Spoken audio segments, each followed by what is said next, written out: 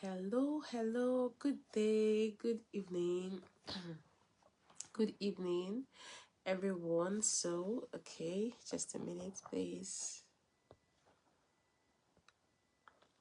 All right, good evening, everyone. So, if you're here live with us, please drop a comment. Let me know you're here. Just say hello, just say hi, and we're just going to have a quick chat and we'll leave. All right, so today I just want us to discuss about something very important, something I think a good number of us parents need to be aware of. Some people are aware. I think it's also good. I bring it to us so we'll be aware of it. So you're all welcome. My name is Chama Odikulo. Thank you for joining us today on on this class today. So today we'll be talking about the brain development of our children, and today we'll be focusing on our toddlers and preschoolers. So, as a parent, did you know that your child's brain won't fully develop until they are about 25 years? Yes. So, the brain of a child or the brain of a person does not fully develop until they are about 25 years old. Yes. So this is a fascinating fact that impacts how we as parents, how we parent our children at every stage of their lives. So the brain of our children, our toddlers and our preschoolers, our toddlers and our preschoolers, they have their brains are not fully developed.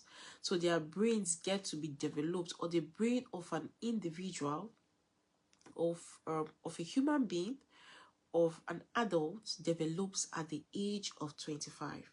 So today I'm going to be talking about what this means for us as parents, how we can support our toddlers and our preschoolers, how we can help them in these critical years while they are growing, how we can help them in these critical years, understanding that their brains are still developing, understanding that they are still learning about their world, understanding that they are still learning about their environment and they don't have a fully developed brain.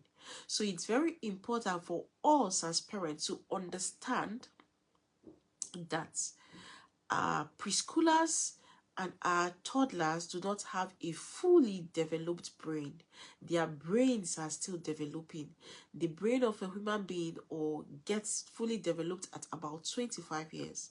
So we as parents, we need to pay close attention to it so we can see how best can we as parents support our toddlers and our preschoolers. Now we're going to talk about briefly how the brain develops over time. Now, the brain develops in different stages. The brain develops in different stages. That is why we as parents need to be patient with our toddlers. We need to be patient with our preschoolers because their brains are still developing and their brains don't develop all at once. Their brains develop in different stages and different parts of their brain mature at different rates.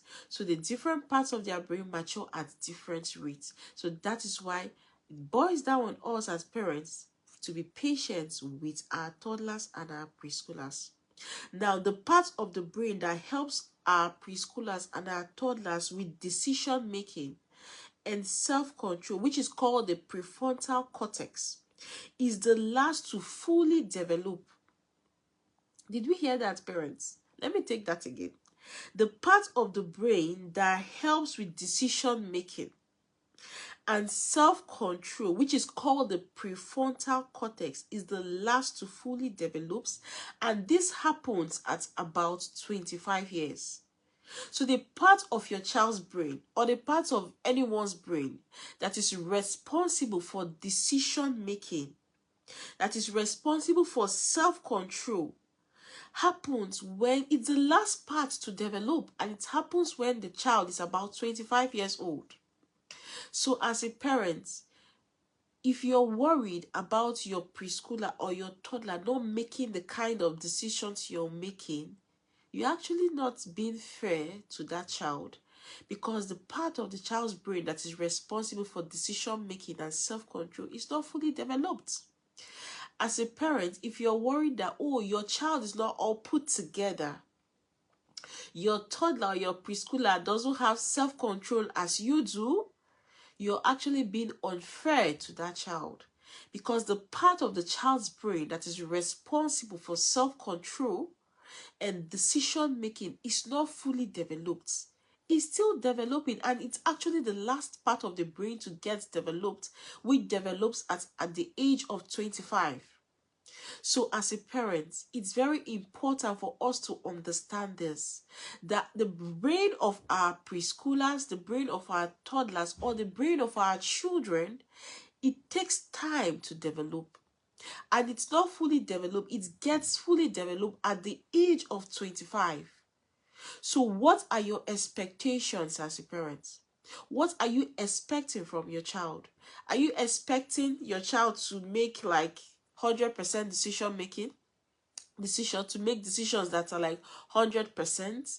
Are you expecting your child to have self-control 100%? Are you expecting your child to know, like to make choices, to make the right, like to make decisions based on, you know, the way we as adults to make our decisions? The truth is that if we're expecting all those from our children, we're actually being unfair to them, because the part of the brain, which is the prefrontal cortex, that is responsible for decision making, is not yet developed, and it develops at the age of 25.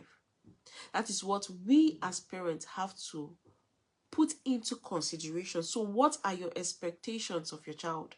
What are you expecting your toddler to do? What are you expecting your preschooler to do?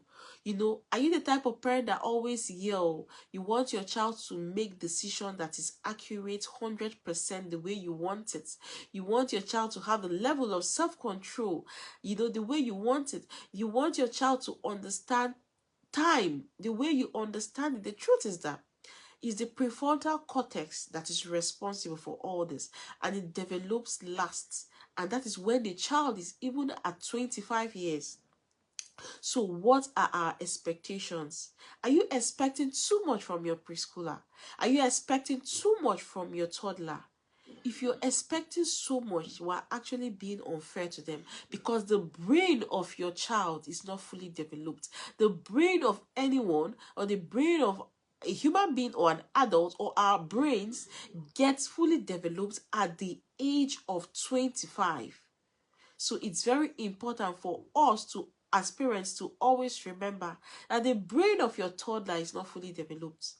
The brain of your preschooler is not fully developed. So when you expect so much from your toddler and your preschooler, when you expect, you know, what you should, you put a high standard, you expect a high standard from your toddler or your preschooler, you are actually being unfair to that child. Now we must also understand that during the early or the first few years, the brains of our toddlers and our preschoolers is like a sponge. Their brains soak up everything. That is why as parents we need to be very conscious of what we do. A good number of parents will say, oh, this is just a child. The child doesn't understand. The child is not seeing what I'm doing. But the truth is that their brain is like a sponge. It soaks up everything around them. It soaks up everything within their environment. It soaks up everything they can see. That is why we as parents need to be very careful and conscious of what we do around our toddlers and around our preschoolers. We need to be very careful with the way we even manage our emotions. We need to be very careful with the way we talk to our children, because the truth is that our children will soak up everything like a sponge. So if you are that type of parent that don't, probably you're not managing your emotions very well, you're all over the place, your emotions are high up there, you're throwing adult tantrum, it's very easy. Your child will soak it up as a sponge. If you're that type of parent that yells, your child will soak it up as a sponge. So how is our home environment? What is your home environment like? Because the truth is that during the early age of our children's development, during the preschool age, the toddler age, their brains are like sponge, soaking up everything. They are listening, they are hearing. You might think, okay, this my child is not saying anything, but the truth is that they are soaking up everything. That is the way the brain works at that early stage. And that is why early experiences are so important. The experiences we expose to our children during the early age of their life is so important. So as a parent, my question to us is, what experiences are you exposing your child to? What experiences are you exposing your child to during this early age of their life?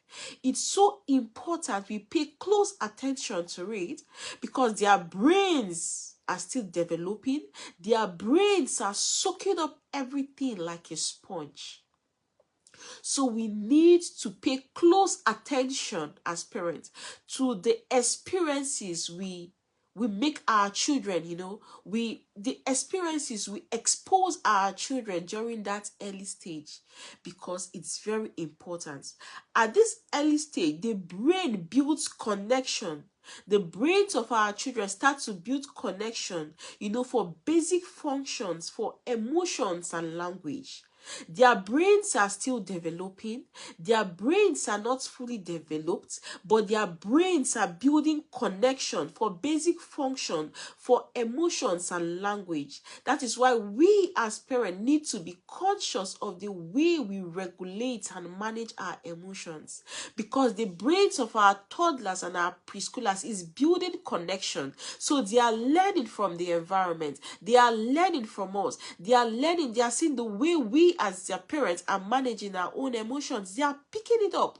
Their brains are soaking it up like a sponge. So as a parent, my question to us is, how do you manage your emotions at home?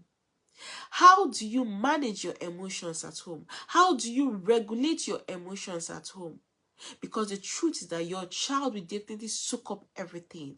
Your child will definitely pick up everything. Your child will model everything. Even the language, they are building connections for language. So what kind of language is being spoken in our homes? What kind of language do we say for our children to hear? What kind of language do we expose our children to? This early stage is very important. It's very crucial that we as parents, we pay close attention to what we expose our children to, because their brain is building the connection for function, for emotions and language. So we need to pay close attention to the type of language we expose our children to the type of emotional regulation, the way we manage our emotions, to the things we expose our children to, our toddlers and our preschoolers, because their brains are picking it up like a sponge. Now, we must understand that during the stage of being a toddler and a preschooler, sometimes our preschoolers and our toddlers experience different emotions. They experience big emotions. So it's our duty as parents to teach our toddlers and our preschoolers how to regulate their emotions. Now, our preschoolers and our toddlers could experience big emotions because the part of their brain that controls feelings, which is called the limbic system, is more active. Let me take that again. Toddlers and preschoolers experience big emotions because the part of their brain that controls feelings, which is called the limbic system, is more active. That is why you see most times our toddlers are throwing tantrums. Most times our preschoolers are throwing tantrums. Most times they have big emotions. Most times they have emotions that sometimes, like, it's difficult for them to handle. It's common. Why? Because the brain that controls feelings, which is called the limbic system, is more active during this age. So as a parent, when you speak down on your toddler, when you rebuke your toddler or your preschooler for having a tantrum or for having some kind of emotions, you're not being fair to that child. because that is what is expected, because the part of the brain, which is the limbic system, that is responsible for feelings, is active during this stage of the life of a child.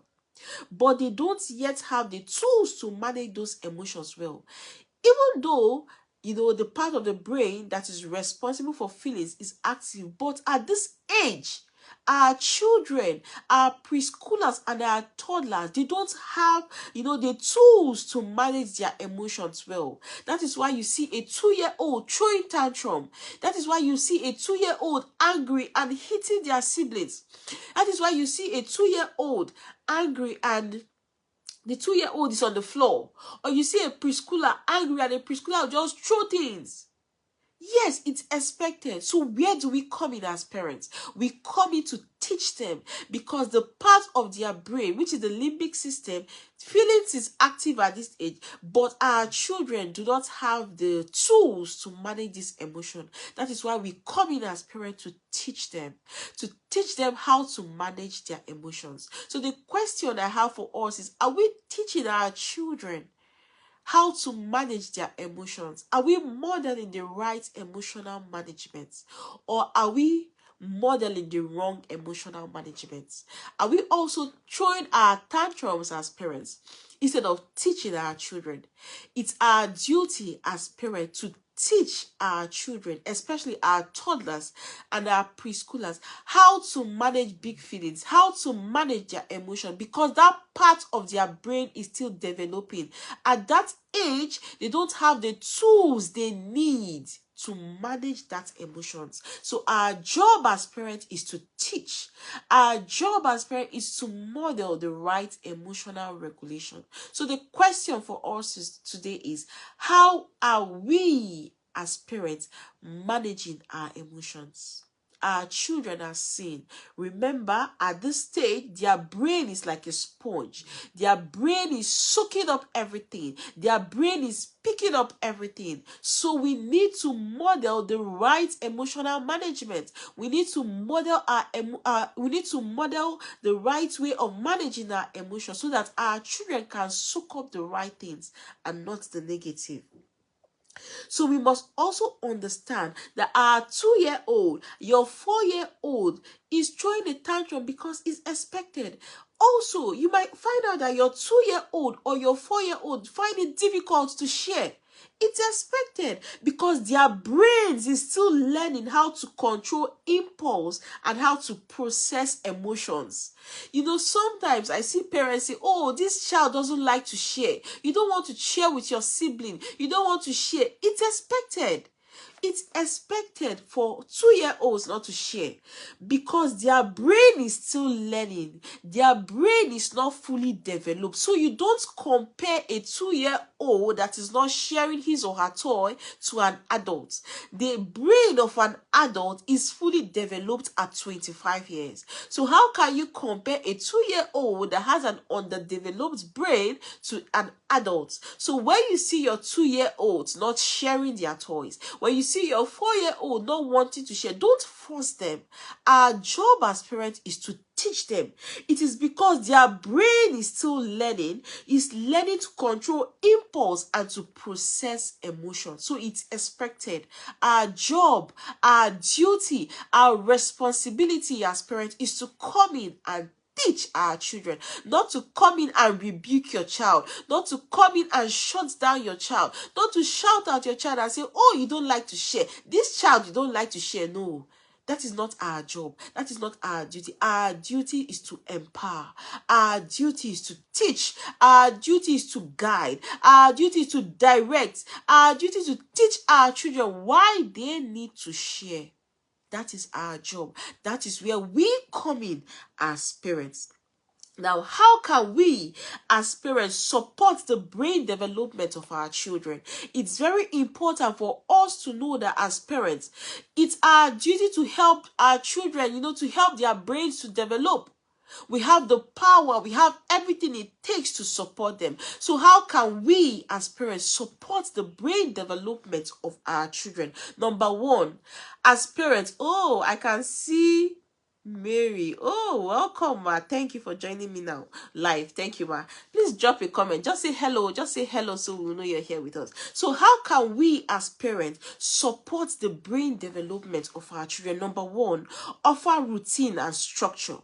You know, children thrive on routine, regular schedules. So, do we have routines in our homes? How is our home built? Do we have schedules that our children understand? You know, do we have consistent routines in our home? How many of us as parents can boast of consistent meal times? Do we have consistent bedtimes? Do our children understand that this is the time for bed? Or how our homes, is it run in a system whereby the child goes to bed 7 o'clock today and tomorrow 8 o'clock? I'm also talking to myself, but we are all here to learn. So children thrive on routines. Children thrive on schedules. Children thrive on consistent routine. So our home should be built with routine. So our children should have consistent bedtime.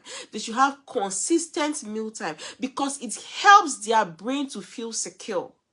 It helps the brain of your toddler or your preschooler to feel secure. It takes away chaos. It takes away stress. Do we know that sometimes our toddlers or our preschoolers undergo stress? Yes, it's not just we adults that undergo stress. Even our preschoolers and our toddlers undergo stress. So how can we help their brain? One of the ways we can help the brain of our children to develop is to offer routines, offer consistent routine, consistent schedule. Your child should be able to know that this is the time for this in this home. It helps them to feel secure. It helps them not to be stressed. It helps to support their emotional regulation and learning. When our children understand the routines, the structures, the schedules in our home, it helps to support their emotional regulation. It also helps them in learning. Another way we as parents can support the brain development of our children is to encourage play and exploration. Parents, please allow your children to play. You know, a lot of us, we say, oh, this child plays too much. There is nothing like a child plays too much.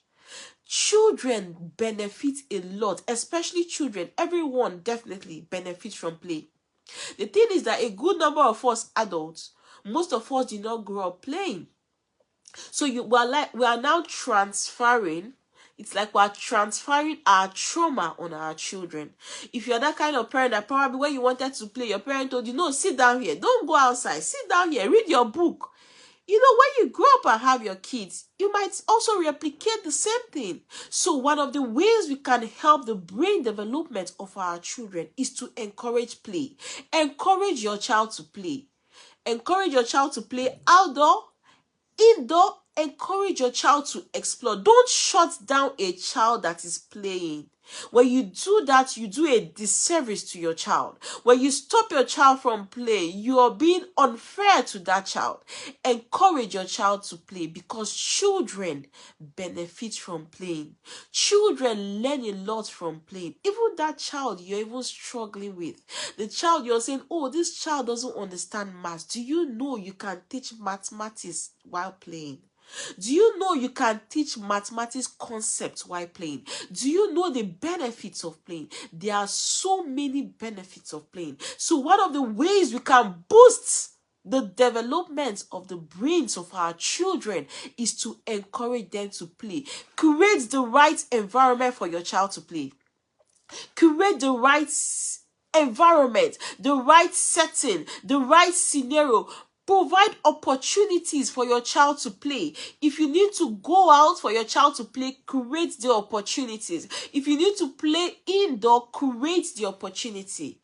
That is why we as parents, we need to be very conscious of our environments. So when you are renting a home, when you are buying a home, when you are picking a school for your child, you need to check, does this school have a playground for my child to play and explore? It's very important. A good number of people will say, oh, I don't want my child to play. I want my child to read. But the truth is that our children, especially your toddler and especially your preschooler, they need to play. In fact, they thrive on play. They need to play. So how is our home environment? Have you created the right space for your child to play and explore? Have you created the right situation, the right scenario for your child to play and explore? When you do that, you help to boost the development of the brain of your child. And that is what we want to do. We want to help our children, obviously. That is what we want to do. So we must understand as parents that play is how a child learns best. Let me take that again. Play is how a child learns best. So if you want your child to learn, allow that child to play. If you want your child to learn best, allow your child to play. You know, a good number of us parents will say, oh, my child is going to school. I don't want my child to play. What are they even teaching in that school? Is it just to play? No, I want them to teach my child 1, 2, 3. Or I want them to teach my child alphabet. I want them to teach my child mathematics. But the truth is that your toddler and your preschooler, especially, what they need is play. Because a child learns best by playing. A child learns best by playing. Whether it's building with blocks, whether it's pretending to be superheroes, whether it's playing strength, you know, any form of play, indoor play, outdoor play, building blocks, getting Legos for your children, getting puzzles for your children, even if it's makeup play, they make up in the house. They learn so much by playing. Do you know the kind of concept you can teach your child while playing? Do you know why play you can teach your child addition? Do you know why play you can teach your child subtraction? Do you know why play you can teach your child how to sing? Do you know why play you can teach your child public speaking? Do you know why play you can teach your child how to build confidence? The skills you can teach your child. It's so much while playing. So please, as parents, don't shut your child down from playing. In fact, our job is to create the right environment for them to play. You want to play? Please play. That is our job. We should allow them to explore. We should not stop them. Your child wants to jump, you say don't jump. Your child wants to move down from the step, don't move. Your child wants to do this, don't do this. You will injure yourself, you will hurt yourself. Why? Then how will they learn?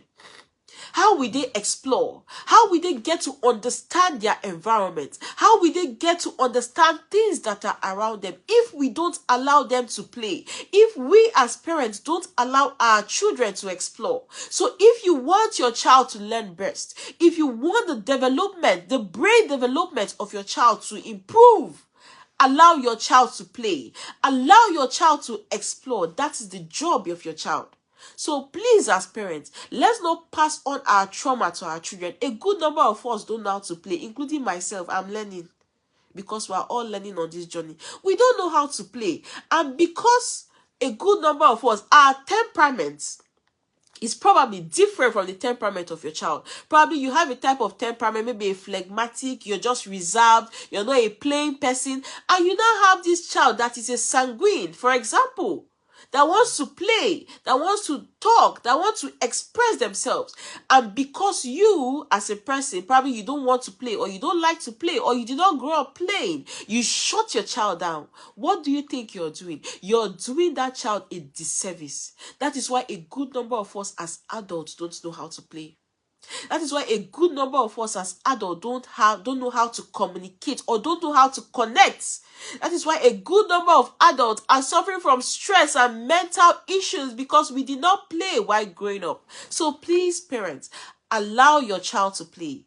Allow your child to explore. In fact, go and get what they need to use and play. Go and buy it, make it in the house. Anything they need to use and play, provided it's safe, provided you're watching that child, allow that child to play. Because when they play, as I said, they get to understand their world. When children play, it strengthens the brain connection and it helps them to make a sense of their world. How will a child understand his or her world if this child does not play? How will a child understand his or her environment if this child does not play? How will a child understand where he or she lives if this child does not play? If this child does not go out? If this child does not explore? So our job as parents is to allow them to play because that is what their brain needs. The brain builds the connection and it makes them to understand their world through play. and through exploration. So please allow your child to play. Another way we can support the brain development of our children is to be patient with emotions. You know, when your child has a meltdown, when your child has a tantrum, remember that they don't have the tools to manage their feelings like you, an adult. So when your child has a tantrum, when your child is feeling cranky, your child does not want to go to bed, remember that your child, who is a preschooler or a toddler, does not have the tools, does not have the skill to manage their emotion the way an adult will manage their emotion, because their brain is not fully developed. As I said, our brains develop at the age of 25. So when your child is having that meltdown, what do? Do you add to the meltdown? Most of us parents will also start throwing our own adult tantrum. Your child is having a tantrum, so you now start throwing your own tantrum. So who is the child? Who is the adult? Our job as parents is to help. It's not easy, yes, but that is what we are called to do if we want children that will thrive in life. We are called to support them. We are called to be patient with their emotions. So when you see your 2-year-old hitting himself or hitting herself on the floor, it's not on purpose. They are doing it because their brain, the part of their brain that is responsible for emotional regulation, is not fully developed. And they depend on we, their parents, to help them, to teach them how to manage these their emotions. So what are we teaching? What are we modeling? Are you teaching the right emotional regulation? Are you modeling the right emotional regulation? Or are you the type of parent that your child is having a meltdown and you bring out your cane and start to flog the child? What are you modeling to the child? You're modeling to the child that tomorrow, when you have a meltdown, it's okay. Or when someone has a meltdown, it's okay to flog the child. So we must be patient with our children when they express these emotions. Our duty is to teach. When your child is having a meltdown, your child is throwing a tantrum, the child is frustrated, the child is angry, the child is throwing things in the house, what are we expected to do as parents? Sometimes it's not easy, but we have to do the right thing. Our job is to see how we can help our children, how we can support them, how we can help them in that emotion. Our job is to help them, to teach them how they can calm down, how they can manage their emotions, how they can regulate their emotions. That is our job as parents. So as a parent, what are you teaching your children? What are you modeling to your children? Are you modeling the right emotional regulation? What is your child saying? Remember what we said. At this age, the brain of our children is soaking up everything like a sponge. So when you flog that your child has picked it up. And when your child grows up and have a child, your child will replicate the same thing. When your child is having a meltdown and you shout and you yell on that your child has picked it up as a sponge. And when your child shouts on his or her brother or her sibling, or when your child shouts on a classmate, don't complain, because your child actually modeled it from you or from us. Most times as parents, we say, oh, you are too aggressive on your sibling. You are hitting your sister. You are hitting your brother. You are hitting these people. You are hitting your friends. You are hitting your neighbor. You're aggressive. You're talking rudely. We need to check back on us. Point the light back on us. What did we teach them? Because obviously, they are soaking up everything from the environment. Our children came to this world in a clean state. Whatever they learned it from us, from their environment, from what we, their parents, exposed them to. So what are you teaching your children? When you shout, when you yell, your child will do the same. When you hit your child will do the same. When you don't manage your emotions well, just be rest assured that your child will not manage his or her emotions well. So we as parents, we have to be patient with the emotions of our children. When you see your child having a meltdown, sometimes it's difficult, but we need to have a good grasp of our emotions. That is why we as parents, we need to also learn how to manage our emotions first before we can teach our children. Now we must also understand that as parents, it's our duty to be calm. When our children are having a meltdown, when your 2-year-old is throwing a tantrum, your preschooler is having a meltdown, our duty is to be calm. Our duty is to teach them how to name their emotions. Teach your child how to name their emotions. That is what our children need. You see, a 2-year-old, one of the things a 2-year-old needs is how to name their emotion. Emotional regulation. But most of us parents, we don't focus on that. What we are focusing on is 1, 2, 3. We focus on ABCD, alphabet. But the truth is that your 2-year-old needs emotional regulation. It's so big. They need it so much. So our job is to teach them how to name their emotions. Teach them. Name your emotions. When you are sad, are you sad? Are you angry? Are you frustrated? What emotions do you feel? Because when they can name it, they'll be able to manage it. When they can name it, it will be very easy for us to teach them how they can manage or how they can navigate that emotion. So our duty as parents is to teach our children, especially our preschoolers and our toddlers, how to name their emotions and guide them through it. So when they name their emotions, our duty is to guide them. Our duty is to guide them how they can navigate, how they can go through this emotion without, throwing their emotions everywhere. That is our job as parents. Another way we can support the brain development of our children is to read and talk often. Parents, please read to your preschoolers, read to your toddlers, and talk often. Talking to a child and reading aloud helps them build language skills and it stimulates their brain. So are you the type of parent that when you are reading your Bible, you are reading it inside your mind? You don't want to talk. When your preschooler, your toddler is there, you're doing that child a disservice. Because when you read aloud, it helps that child to build language skills. When you read aloud, when you talk, have conversations with your preschooler, your toddler. I've heard some parents say, what would I be discussing with my preschooler? What would I be discussing with my toddler?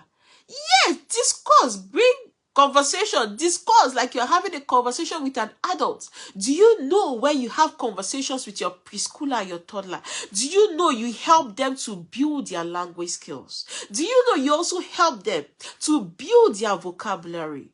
So speak more, talk more, create situation whereby you talk with your toddler, you talk with your preschooler, you ask them questions, create situation whereby there's a two-way conversation. To create a situation whereby they talk more. That is why when we put our preschoolers or when we put our toddlers in front of a screen, you do a disservice to that child. Because there is no two-way conversation. There is no two-way interaction. The child is just soaking up everything and the child is not interacting. The child is not communicating back. The child is not giving back. That is why you do a disservice to your child when you put your toddler in front of a screen. A good number of parents say, oh, my child is learning. But the truth is that, is there proper conversation? The brain is a meaning-making machine. Your child makes meaning right from conversation. Your child makes meaning when they have interaction. Your child makes meaning when they have conversations with people. So as parents, one of the ways we can support the brain development of our children is to talk more. Talk more to your child. Read aloud. When you're reading your Bible, read aloud. When you're reading a book that is age appropriate, read aloud. Don't read and keep it to yourself, because when you do that, you do a disservice to your child and you're not helping your child build his or her language skills. And you're not helping your child stimulate their brain. When you read aloud, when you talk to them, you stimulate their brain. You stimulate something in them. So please, let's read loud to our children, especially our toddlers and our preschoolers. Even simple conversations help them grow their vocabulary and understanding. Even simple conversations we have with our preschoolers and our toddlers, it helps them to build, to grow their vocabulary and understanding. When you converse with your child, When you have conversations with your preschooler and your toddler, it helps them to build their vocabulary. That is why you do a disservice to a toddler when you put that child in front of a screen, because that child is not building his or her vocabulary. A child can only build their vocabulary right from human to human interaction. A child can build their language skill right from human to human interaction. When they are talking to you, they are looking at your face. That is why babies observe the face of people. They are observing your face. They are looking at the emotions in your face. They are looking at you. They are talking. They are smiling. That is how we build language skills. And that is how you can build the vocabulary of your child. So do you want to build the vocabulary of your child?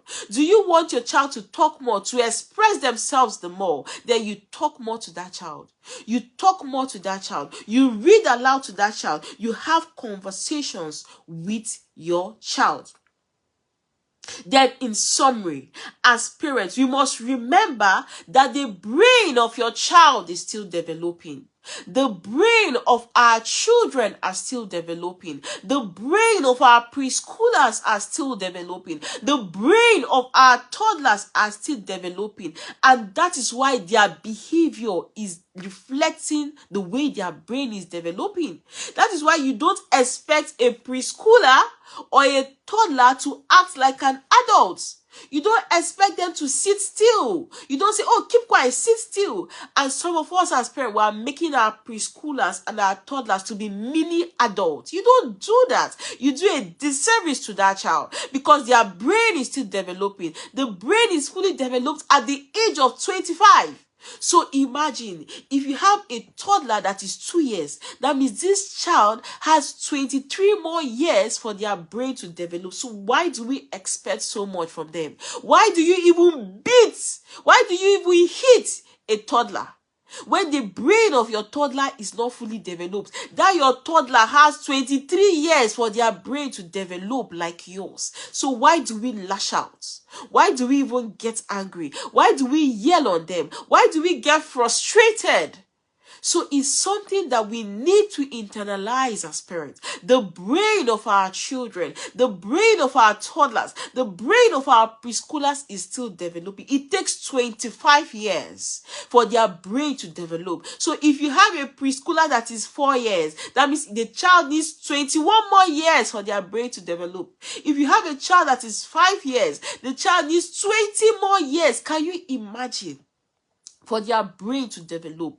So why do we expect so much from them? That means we're actually being unfair to some of our children. We're actually not being kind to them. So as parents, we should extend some grace. We should extend some compassion to our preschoolers and our toddlers because their brain is not fully developed. Their brain is not fully developed. Their brain is still forming. What our preschoolers and our toddlers need from us? They need guidance.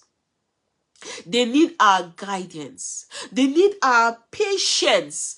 And they need our love for them to grow to be well-rounded adults. That is what our children need from us.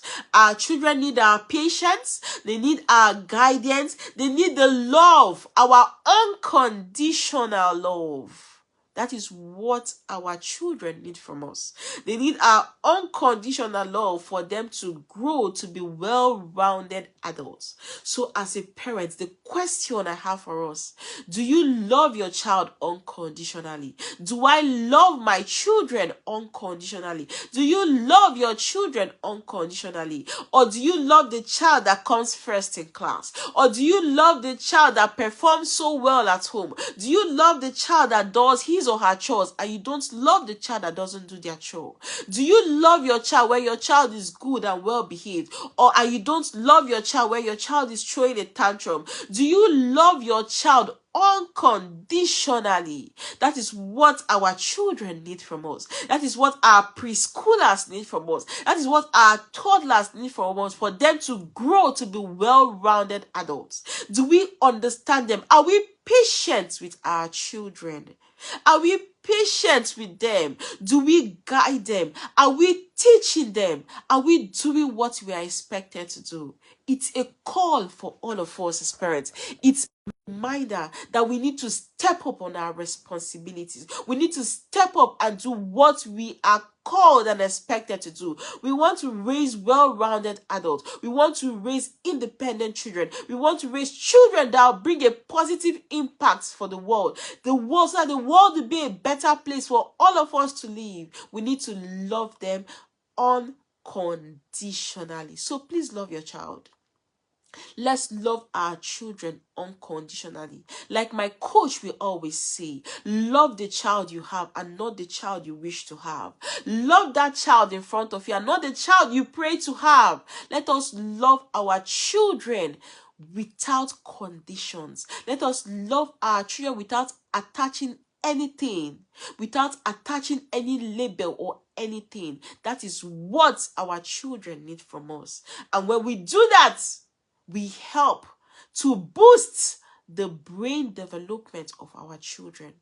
And obviously, when their brain is developed, the future is going to be great because it will make our children to thrive, in the future. It will make them to succeed. It will make them to be well-rounded. So thank you very much for listening to me today. I believe you've got value for your time. I appreciate your time. Thank you for joining me. I really do appreciate your time. If you've got any question, any comment, please drop it. Anything, any note, please drop it so we'll get to know. Please remember, subscribe to our YouTube channel, Becoming the Renewed Parent. Join our Facebook group, Becoming the Renewed Parent. Please pre-order my upcoming book, Becoming a Renewed Parent, and you'll be blessed. Pre-order for yourself, your friends, your family. Get a gift. Christmas gift. You can give gifts to someone. Thank you very much for joining me. I can't see any question. I can't see any comments. All I can say is thank you. Until I come your way next time, do have a great time. Remember to be renewed in your mind. Remember to be a good model. Remember the brain of your child develops at the age of 25. And remember to love your child unconditionally. Do have a great day and see you later. Bye.